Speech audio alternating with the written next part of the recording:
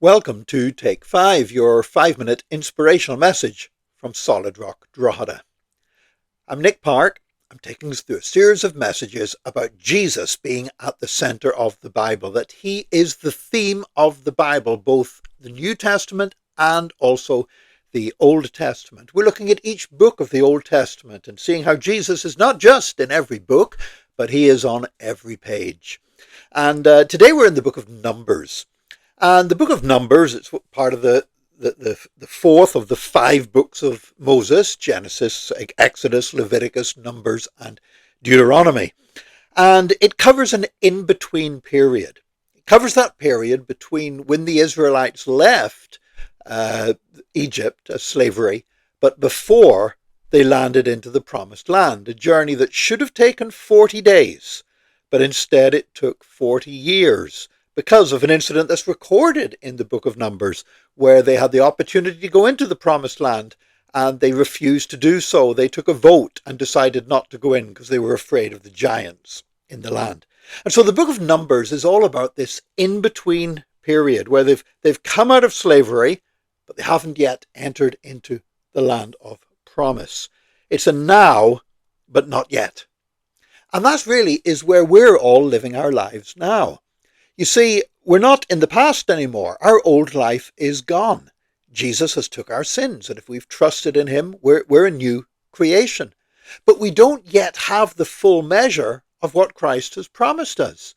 We know that for that we have to wait, that whenever Jesus Christ returns, or the resurrection from the dead, whether we don't know if we'll be dead or alive when Jesus returns, but if he basically, when he does return and the resurrection from the dead takes place, then we receive the absolute full measure of all of our salvation. There'll be no more crying, no more tears, or no more death, no more sadness. It's going to be wonderful. But we're not there yet. But neither are we where we used to be. So we're like the book of Numbers. We've left Egypt behind, but we're not yet fully in the land of promise yet. But in that in-between place in the book of Numbers, God continued to care for his people and continue to guide his people. And we're told that the way he did this was during the day he would lead them by a pillar of cloud, and at night by a pillar of fire.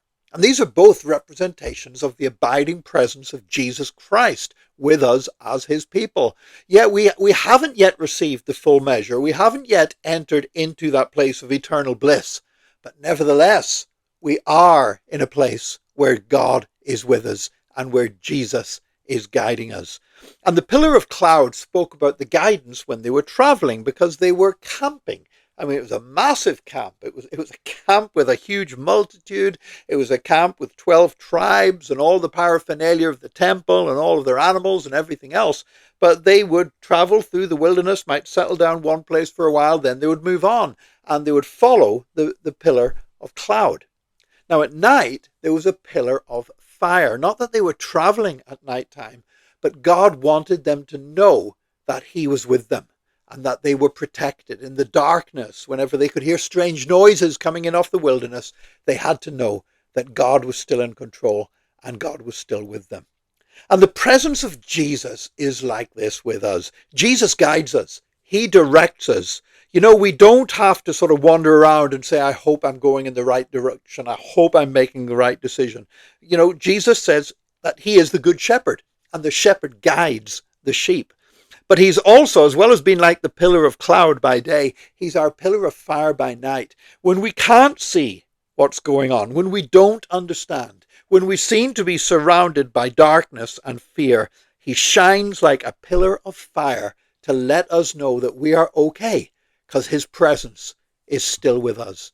And that's why today I am so grateful for the abiding presence of Jesus Christ with me every moment of every day. Even when I don't feel it, even whenever I feel like he's far away, he's there. He's with us all of the time. Just like God was with the people with the pillar of cloud by day and the pillar of fire by night. God bless you. Join us again tomorrow for another Take 5, your 5-minute inspirational message from Solid Rock Drogheda.